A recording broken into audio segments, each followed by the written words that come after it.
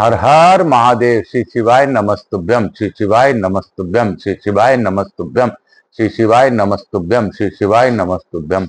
हर हर महादेव। काल हर दुखहर दारिधर कष्टहर हर हर महादेव। शंभु शंभु शंभु।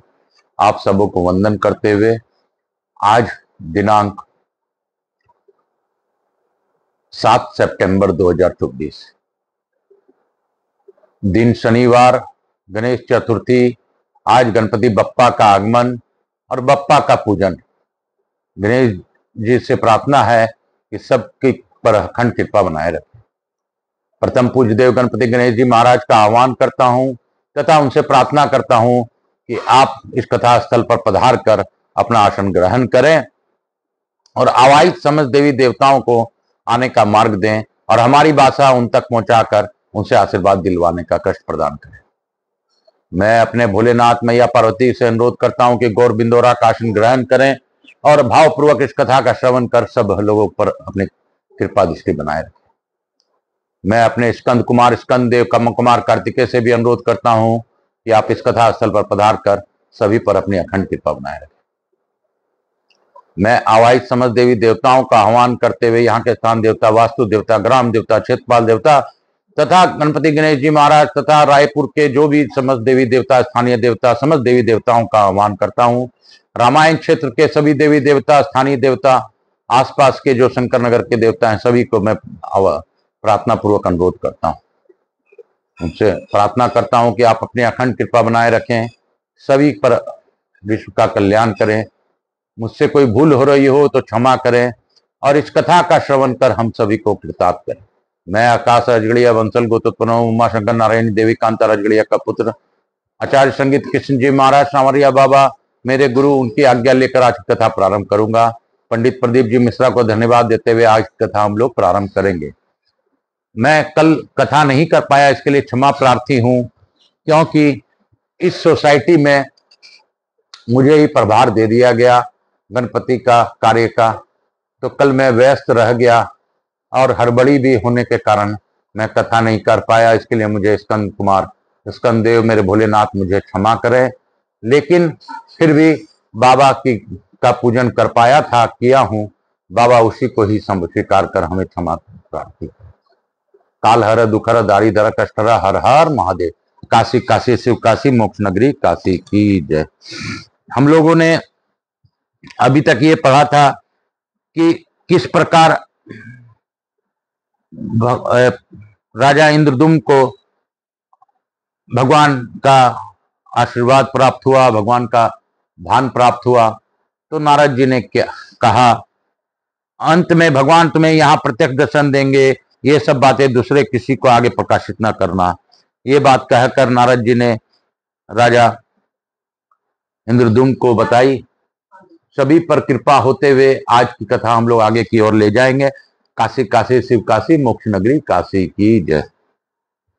जेमिनी जी कहते तदंतर राजा के अश्वमेघ यज्ञ में सुत्या सोमरस निकालने का उत्सव प्रारंभ हुआ। उसमें दीनों को बेरोक टोक मनोवांछित दान दिए गए जाने लगे। उस समय नारद जी ने नृपश्रेष्ठ इंद्रदुम्न से कहा, राजन अब पूर्णाहुति का कार्य समाप्त हो, जिससे यह यज्ञ सफल हो जाए। पहले ध्यान में तुमने जो कुछ देखा है उसके अनुसार तुम्हारे भाग्योदय का समय समीप आ गया है।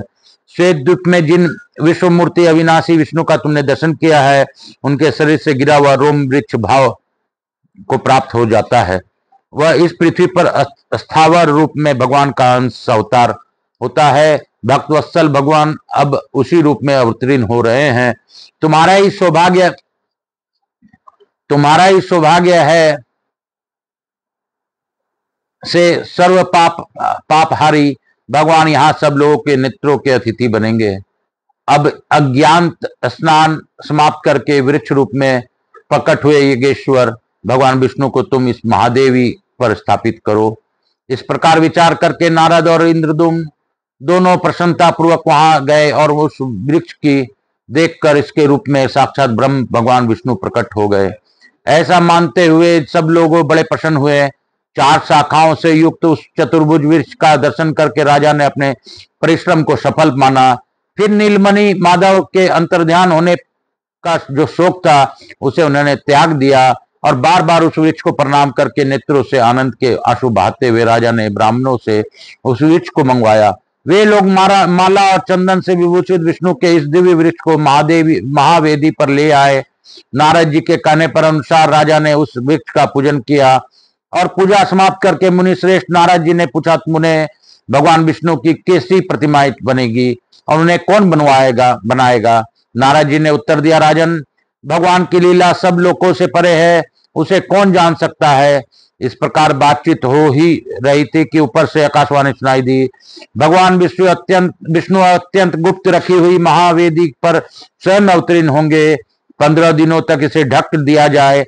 हाथ में हथियार लेकर उपस्थित हुआ जो यह बूढ़ा बढ़ई है, इसे भीतर प्रवेश कराकर सब लोग यत्न पूर्वक दरवाजा बंद कर लें।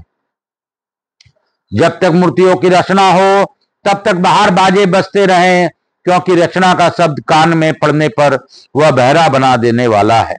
कोई भी भीतर प्रवेश न करे और न कभी देखने की चेष्टा करे, क्योंकि वहां काम करने वाले के अतिरिक्त जो भी देखेगा उसके दोनों नेत्र अंधे हो जाएंगे।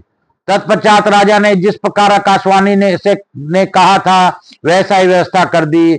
कम से 15वें दिन आते ही भगवान स्वयं 4 विग्रहों में प्रकट हुए। बलभद्र, सुभद्रा और सुदर्शन चक्र के साथ भगवान जनार्दन दिव्य सिंहासन पर विराजमान हुए।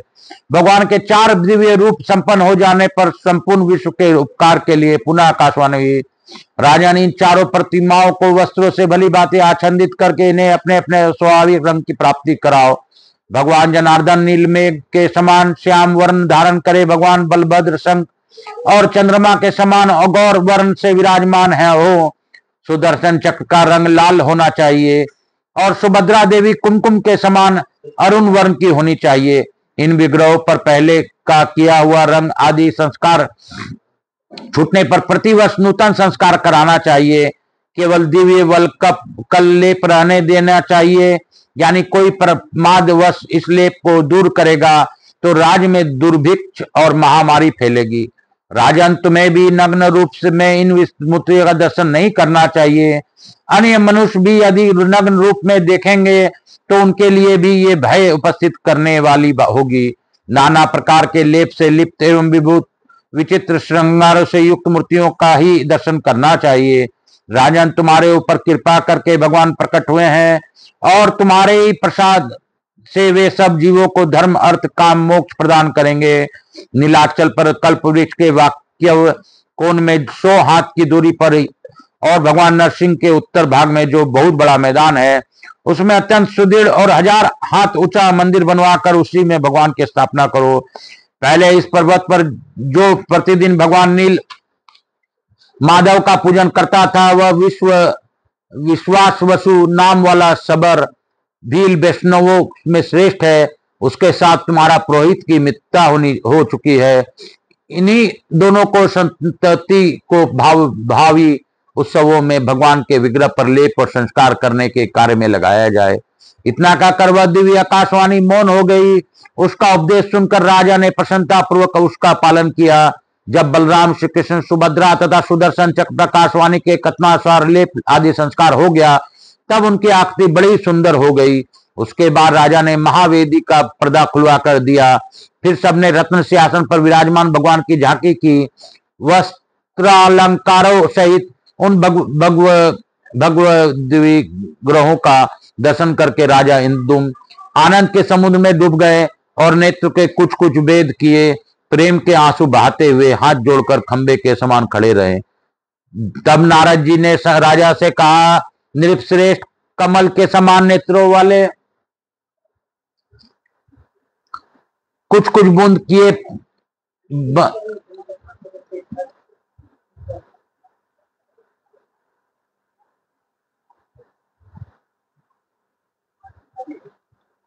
उन भगवान वर्ष से दर्शन करके राजा इंदु आनंद के समुद्र में डूब गए और नेत्रों के कुछ कुछ बंद किए प्रेम के आंसू बहाते हुए हाथ जोड़कर खंबे के समान खड़े रहे। तब नारद जी ने राजा से कहा, नृपश्रेष्ठ, कमल के समान नेत्र वाले इन भगवान जगन्नाथ का दर्शन करो। ये भक्तों पर अनुग्रह करने के लिए संपूर्ण ज्ञान की निधि है। इन्हीं श्री हरि को देखने के लिए योगी लोग मन को संयम में रखकर सदा प्रयत्न करते रहते हैं। वे ही भगवान विष्णु आज काष्ठमय शरीर में स्थित हो तुम पर अनुग्रह करने के लिए प्रत्यक्ष हुए हैं। इन करुणा सागर भगवान की स्तुति करो। नारद जी के द्वारा इस प्रकार सचेत किए जाने पर राजा इंदु के करुणामय जगन्नाथ का स्तवन किया। दया सागर मुरारे, कहा तो ब्रह्मा रुद्र तथा इंद्र की मुकुट में मग्न हुए आपके निर्मल युगल चरणारविंद, और कहा मल मूत्र रक्त मांस एवं हड्डियों से बना और चमड़े से ढका हुआ मुझ दिनहीन का यह धम शरीर। इस आसार संसार में भटकते रहने के कारण मैं श्रम में से व्याकुल हूँ, भला आपको कैसे जानूं। देव, मैंने अपने कर्मों द्वारा सुख भोगने के लिए जिन विषय भोगों का संग्रह किया वे ही परिणाम मेरे लिए दुख रूप हो गए। अतः मेरे समान दुखी दूसरा कोई नहीं है प्रभु। यदि मैंने पहले कभी मनुष्य से भी आपकी उपासना की होती तो दुख भोगने के लिए बार बार नाना प्रकार के जन्म मुझे नहीं क्यों प्राप्त होते। मुरारे, क्या आपके चरणारविंदों से दूर रहने के ही यह फल नहीं है। संपूर्ण पृथ्वी के धन से भरा हुआ मेरा खजाना, सेना, मन के अनुकूल सैकड़ों स्त्रियां और निष्कंटक राज, यह सब कुछ आपके तत्व ज्ञान से सुनिए पशु के तुल्य मुझे अधम के लिए बड़ा भारी भार हो रहा है। इसमें सदा कष्ट ही प्राप्त हुआ करता है। दिनों पर दया करने वाले प्रभु, आपकी स्मरण करने मात्र से ही जीवों की मुक्ति होती है।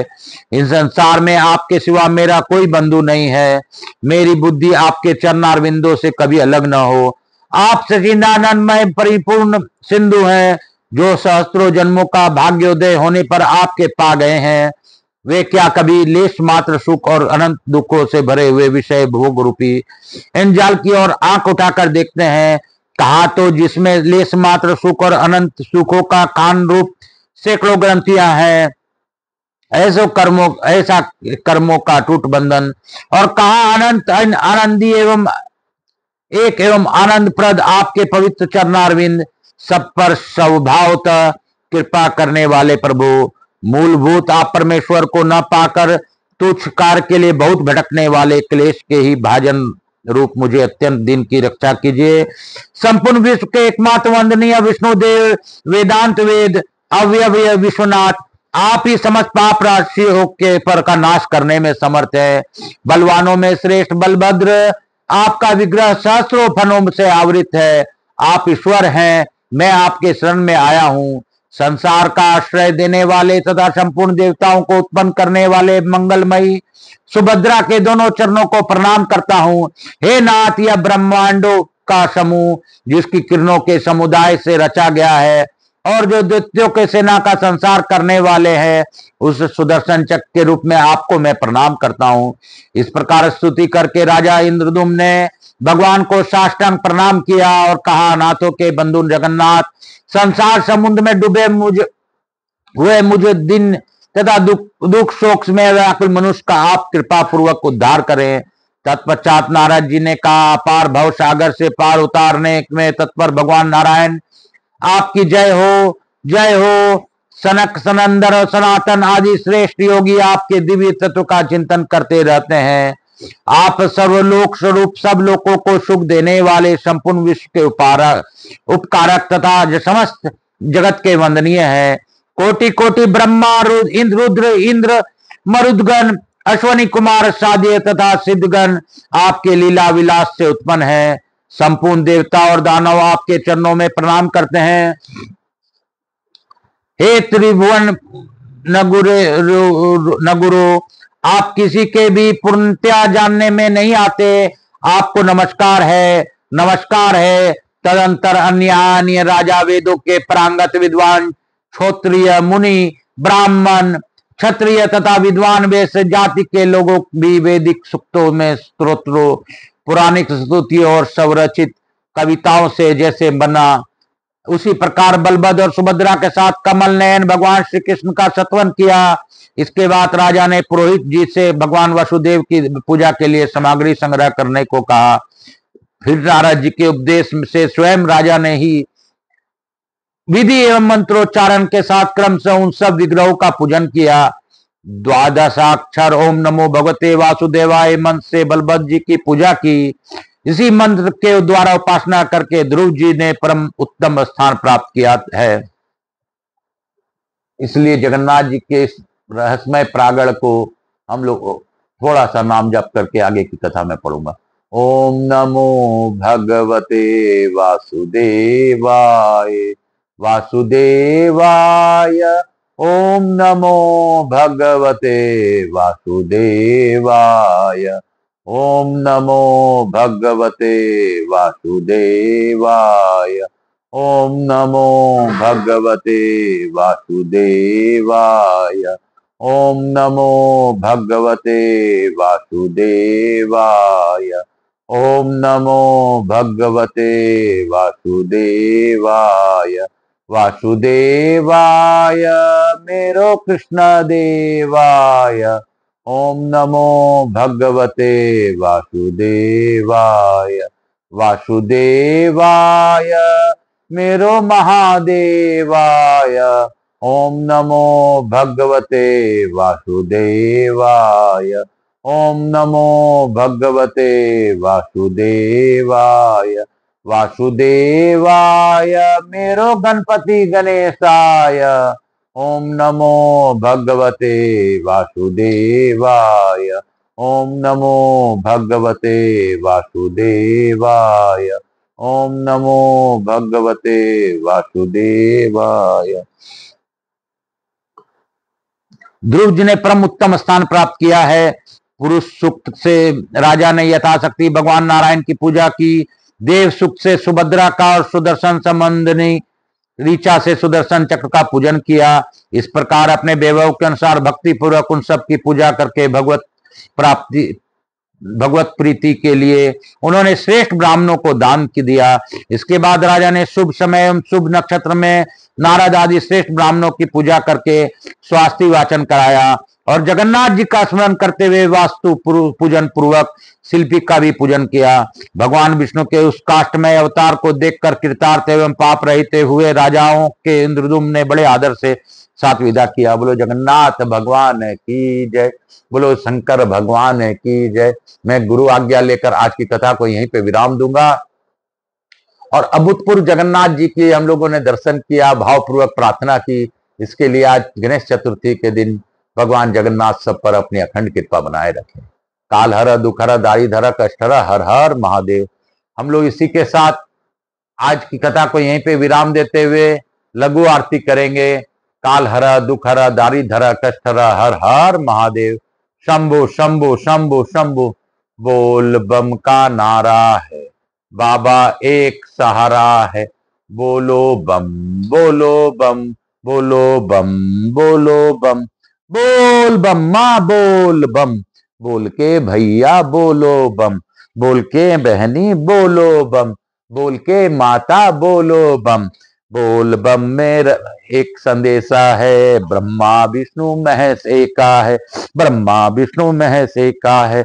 काल हर दुख हर दारी दर कष्ट हर हर महादेव। शंभु शंभु शंभु।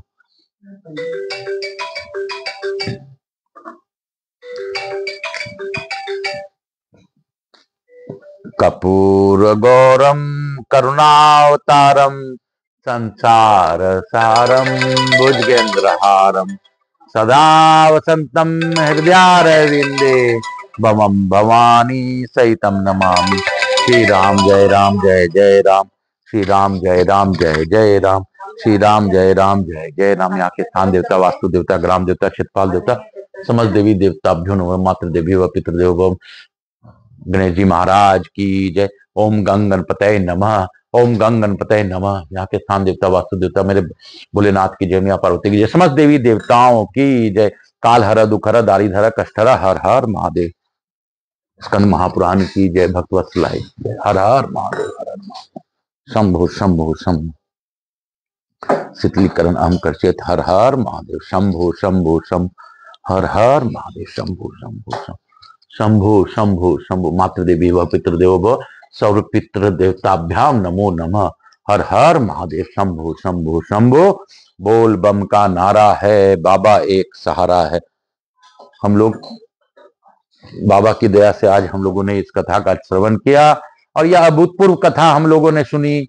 इतना अभूतपूर्व कथा हम लोग को बाबा की कृपा से ही मिल सकती है। हम में कोई क्षमता नहीं है कि हम कथा सुन सके, सुना सके, पढ़ सके और पढ़ा सके। हम लोगों ने जगन्नाथ जी का भावपूर्वक उत्पत्ति की कथा सुनी, किस प्रकार काष्ठमय मूर्ति में जगन्नाथ भगवान जी, सुभद्रा जी और बलभद्र जी और सुदर्शन चक्र जी का प्रागट्य हुआ, किस प्रकार नारद जी और राजा इंद्रधुम्न ने हमें यह जगन्नाथ क्षेत्र बनाकर हम लोगों को कल्याण के लिए विश्व का कल्याण किया। सभी पर कल्याण हो, सभी पर कृपा बनाए रखें। मैं प्रथम पूज्य देव गणपति गणेश जी महाराज, लक्ष्मी जी महाराज, रिद्धि सिद्धि शुभ लाभ कुबेर जी महाराज से अनुरोध करता हूं कि हमारे यहाँ रहकर अखंड कृपा बनाए रखें। आवाज समझ देवी देवताओं से अनुरोध करता हूं कि आप अपने अपने स्थान को गमन करें, पुनः बुलाने पर पधार कर हमें आशीर्वाद प्रदान करें। मैं अपने भोलेनाथ मैया पार्वती से अनुरोध करते हुए प्रार्थना करता हूं कि हे बाबा, आप सब पर अपनी अखंड कृपा बनाए रखें और सभी के कष्टों को निवारण करें। जो इस कथा का ऑनलाइन श्रवण करें उन पर विशेष कृपा दृष्टि रखें और जो इस कथा के सब्सक्राइबर हैं उनके सभी कष्टों को धीरे धीरे स्नेह स्नेह काट दें। काल हर दुख हर दारी धर कष्ट हर, हर हर महादेव शंभु शंभु शंभु। बोलो बम, बोलो बम, बोलो बम, नाच के बम, गा के बम।